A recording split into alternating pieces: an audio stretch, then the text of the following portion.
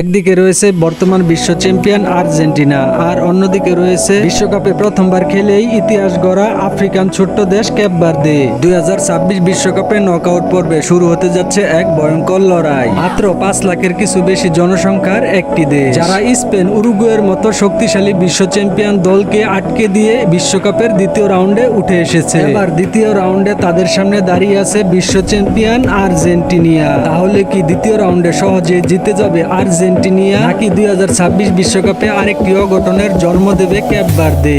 আজকের এই ভিডিওতে আমরা জানতে চলেছি এই দুই দলের শক্তি, দুর্বলতা ও গুরুত্বপূর্ণ পরিসংখ্যান, সম্ভাব্য একাদশ এবং এই দুই দলের মধ্যে মুখোমুখি কে এগিয়ে থাকবে। সকল কিছু জানতে ভিডিওটি শেষ পর্যন্ত দেখতে থাকুন। এবার চলুন ভিডিওটি শুরু করা যাক। 2026 বিশ্বকাপে দ্বিতীয় রাউন্ডে মুখোমুখি হতে চলেছে বর্তমান বিশ্ব চ্যাম্পিয়ন আর্জেন্টিনা এবং প্রথমবারের মতো বিশ্বকাপ খেলতে আসা ক্যাপ ভার্দে। গ্রুপ পর্বে আর্জেন্টিনা দারুণ ছন্দে ছিল। প্রথম ম্যাচে আলজেরিয়াকে 3-0 গোলে হারায়। এরপর দ্বিতীয় ম্যাচে অস্ট্রিয়াকে 2-0 গোলে পরাজিত করে টানা 2 ম্যাচেই জয় তুলে নেয় আলবিসেলেস্তারা। শুধু তাই নয়, গ্রুপ পর্বের শেষ ম্যাচে জর্ডানের সাথে 3-1 ব্যবধানে জয়লাভ করে পূর্ণাঙ্গ 9 পয়েন্ট নিয়ে দ্বিতীয় রাউন্ডে উঠে এসেছে আর্জেন্টিনা। গ্রুপ পর্বের 3 ম্যাচে আর্জেন্টিনা মোট গোল করেছেন 8টি, তার মধ্যে মেসি একাই 6 গোল করে সবার উপরেই অবস্থান করছেন। অর্থাৎ আক্রমণ ও রক্ষণ দুই বিভাগেই ছিল আর্জেন্টিনা দুর্দান্ত।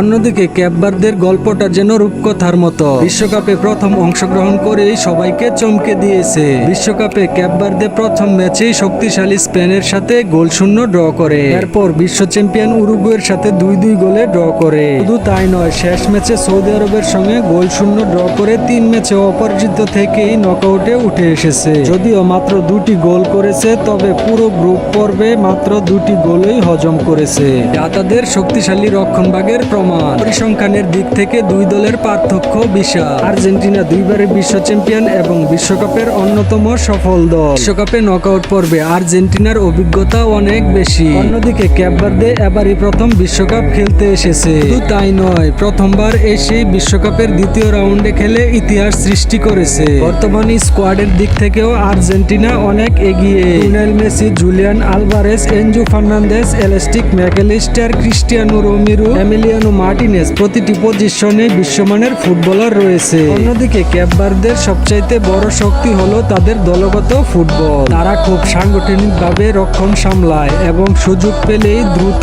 পাল্টা আক্রমণে যায়। স্পেন এবং উরুগুয়ের মতো শক্তিশালী বিশ্ব চ্যাম্পিয়ন দলও তাদের ডিফেন্স ভাঙতে হিমশিম খেয়েছে। তাই আর্জেন্টিনাকে এই ম্যাচে ধৈর্য ধরেই খেলতে হবে। আর্জেন্টিনা এবং ক্যাপ ভার্দে এই দুই দলের মধ্যে এর আগে কখনো আন্তর্জাতিক ম্যাচ অনুষ্ঠিত হয়নি। তাই এটি হবে ইতিহাসের প্রথম আর্জেন্টিনা বনাম ক্যাপ ভার্দে লড়াই। এই ম্যাচে বল দখলের লড়াইয়ে আর্জেন্টিনা এগিয়ে থাকবে বলে ধারণা করা হচ্ছে। আর্জেন্টিনা শুরু থেকেই আক্রমণাত্মক ফুটবল খেলতেই চাইবে। অন্যদিকে ক্যাপ ভার্দে নিজেদের রক্ষণ শক্ত রেখে কাউন্টার অ্যাটাকের সুযোগ খুঁজবে। আর্জেন্টিনা বনাম ক্যাপ ভার্দে খেলাটি অনুষ্ঠিত হবে 4 তারিখ ভোর 4টায়। আমার ব্যক্তিগত মতে ক্যাপ ভার্দে সহজ প্রতিপক্ষ নয়, তবে অভিজ্ঞতা, স্কোয়াডের গভীরতা এবং বড় ম্যাচের চাপ সামলানোর সক্ষমতায় আর্জেন্টিনাকে অনেকটাই এগিয়ে থাকবে। আপনাদের মতে এই ম্যাচে কে জিতবে, আর্জেন্টিনা নাকি বিশ্বকাপে নতুন ইতিহাস লিখবে ক্যাপ ভার্দে? আপনার মতামত কমেন্টে জানিয়ে চ্যানেলটি সাবস্ক্রাইব করে রাখুন। ভিডিওটি ভালো লাগলে লাইক, কমেন্ট, শেয়ার করতে ভুলবেন না। দেখা হবে পরবর্তী কোনো ভিডিওতে।